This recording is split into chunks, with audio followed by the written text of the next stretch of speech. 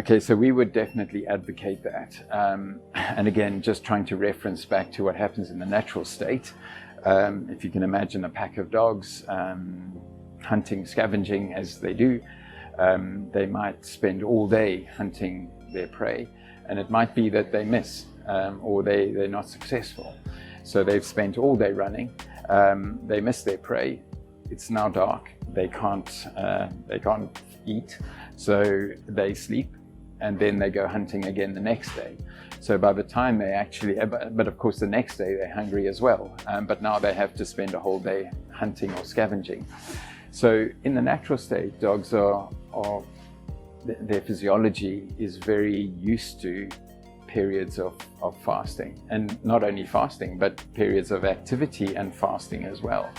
So physiologically they are designed to be fasted, and what we find from a biological level is that this is a very useful tool metabolically. It's called metabolic flexibility, and what that really means is that dogs will rely on their food for their proteins and their energy sources, which is mostly, in the case of raw food, is mostly fat with a small amount of carbohydrates. And if day in and day out they are getting those nutrient sources through their food, that's great, but they lose the ability to actually switch things around and mobilize those energy reserves from their own energy reserves, their own fat reserves. Those processes become more and more sluggish with time. So it's a really good idea every now and again to fast your dog, because that's what happens in the natural state. And what that does is it means that there's no nutrients, there's no energy coming from their food. They have to acquire that energy for their day-to-day living. They're running through the park, they're playing with their friends, they're just living. They need to mobilize that energy from their own fat reserves.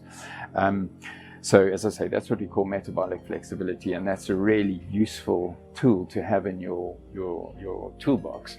Not only for dogs, I have to say, for humans as well. So, and of course, there's a lot of chatter on social media platforms and in the news about intermittent fasting, and it's generally considered to be a healthy thing to do.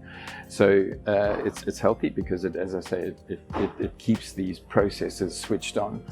But also it does another really important thing, and that is to reset the gastrointestinal system. So the gastrointestinal system is obviously the system that digests the food and absorbs the nutrients from the food. But if it is continually on the go, it becomes sluggish and less effective. So actually every now and again, like maybe once a week, fasting for a 24-hour period is really good to reset the bowel, just to give it a chance to rest out, to reset that dog's microbiome and all the digestive systems associated with digestion, just to rest them for a period and then start them up again 24 hours later. That's another really useful thing to do. Lastly, I just want to mention the benefit to managing weight in this way.